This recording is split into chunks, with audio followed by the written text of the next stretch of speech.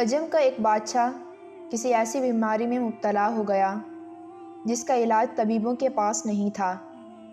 طبیبوں نے ہر چند کوشش کی کہ بادشاہ کی بیماری ختم ہو جائے، مگر فائدہ ہونے کی بجائے بادشاہ دن بدن کمزور ہوتا چلا گیا، یہاں تک کہ اٹھنے کے قابل بھی نہ رہا۔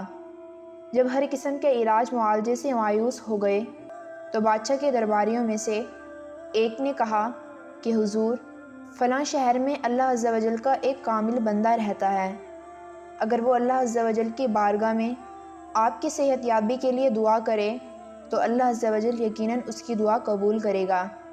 وہ نیک شخص بہت اعلیٰ اخلاق سے فیض یاب تھا۔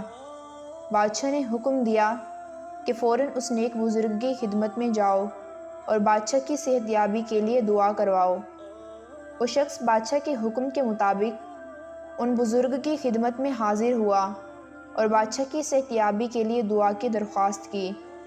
ان بزرگ نے جب اس شخص کی بات سنی تو غصے میں آ گئے اور کہنے لگے کہ میری دعا اسے کس طرح فائدہ پہنچا سکتی ہے، جبکہ وہ ساری زندگی مظلوموں پر ظلم کرتا رہا ہے، اور جس نے اللہ عز و جل کی مخلوق پر رحم نہیں کیا اس پر اللہ عز و جل بھی رحم نہیں کرتا۔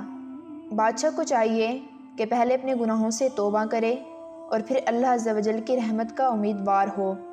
وہ شخص بادشاہ کی خدمت میں حاضر ہوا اور ان بزرگ کی بات بادشاہ کو سنائی۔ بادشاہ کو توبہ کی توفیق نصیب ہوئی اور اس نے تمام بے گناہ قیدیوں کو قید سے آزاد کر دیا اور مساکین و فقراء کے لیے اپنے خزانوں کو بانٹ دیا۔ جب ان بزرگ کو بادشاہ کی توبہ اور اس کی سخاوت کا علم ہوا تو انہوں نے وضو کیا اور 2 رکعت نماز ادا کی اور پھر ہاتھ اٹھا کر بادشاہ کی صحت یابی کے لیے دعا کی۔ ابھی ان بزرگ کی دعا ختم نہ ہوئی تھی کہ اللہ عز و جل نے بادشاہ کو صحت یابی عطا فرما دی اور اس کا مرض جاتا رہا۔ اب بادشاہ بالکل تندرست انسانوں کی طرح زندگی گزار رہا تھا۔ ان بزرگ نے بادشاہ کو نصیحت کی کہ اے بادشاہ، اللہ عز و جل نے تجھے معاف کر دیا اور تجھ پر لازم ہے کہ اب تو محتاط زندگی بسر کر، کیونکہ بار بار گرنے والا سنبھلنے کے قابل نہیں رہتا۔ بس اب تو احتیاط سے کام لے اور کسی کے حق تلفی نہ ہونے دے۔